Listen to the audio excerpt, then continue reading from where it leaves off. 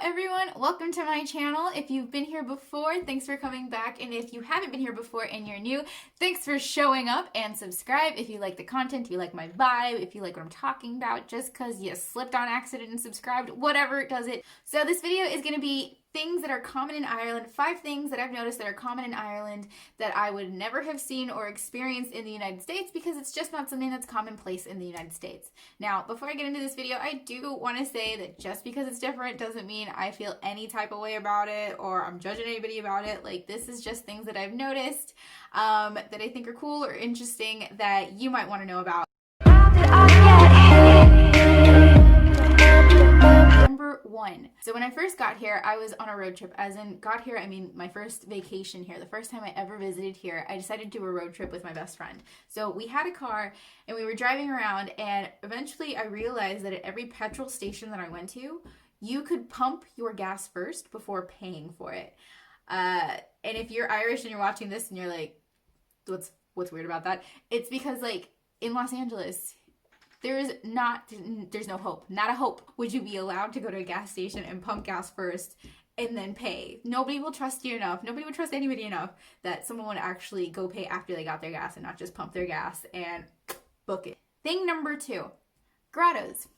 So a grotto, I don't know what you think of when you think grotto, but when you say grotto to me, I'm thinking Playboy Mansion. Literally, that's my first thought. Not that I've visited myself, unfortunately, but grotto here is something incredibly different. Please don't think it has anything to do with the Playboy Mansion, because it does not. This is a grotto. They're different size, they're big, they're small, they're very decorated, or they're very minimal. But I think it's just an homage to the Virgin Mary, kind of like a protective, I'm guessing here, maybe like a protective kind of thing with the Virgin Mary. I don't know what the Virgin Mary is supposed to mean. The third thing I'm going to talk about, speaking of villages, another thing that I noticed in the villages, there are so many pubs. I'm not exactly sure which village this was. I remember we were driving through, I think it's Listowel, but don't quote me. I will have it right here, which village it actually is. It was something like they had something like 40 pubs in one village, but it was a population of something, maybe 1,000, 2,000, couple thousand. It was an insane amount of pubs. And I also started noticing anywhere that we went that there would be at least like 4 or 5 pubs in every village, regardless of the size. Like, even if they were very small, you would find a couple of different pubs that you could go to. Pubs are very much a part of Irish culture. Okay, this one I do have to specify. I've been told that I have to specify by the family that has taken me in and let me integrate myself into, obviously my fiance's family. They've let me know that this is very much a Limerick thing, that you would probably only see this in Limerick, and to stipulate this before, if I make this video, that is only in Limerick. There is something called sulkies. You just kind of got to see it. You got to see a sulky in action to get the gist of it. So, here you go. Stationery from Eason's, Crescent Bookshop and Smiggle, plus lots of... That's a sulky. I don't think it's a legal activity. I don't think it's condoned, but it happens. So, you see it sometimes. Now, I'd say I'd see it maybe...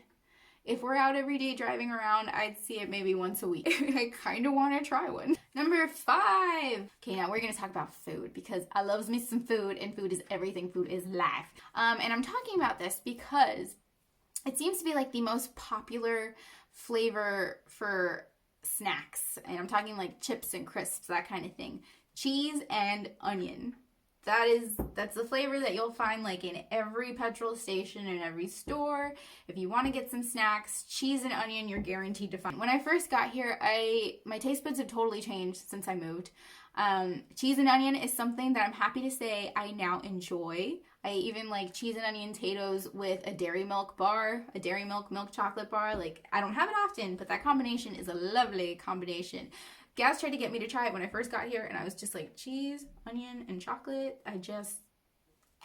But now I'm like, You know, you can get a cheese and onion sandwich. You can get cheese and onion crisp. I'm sure you can get cheese and onion chips and cheese and onion pizza and cheese and onion everything. All right, guys, so those are the things that I wanted to mention that are common here, not so common at home. I hope you guys enjoyed. I hope you guys hadn't heard any of those. If you have or haven't, let me know down in the comment box. I hope you guys enjoyed the video. I will see you guys soon. Bye!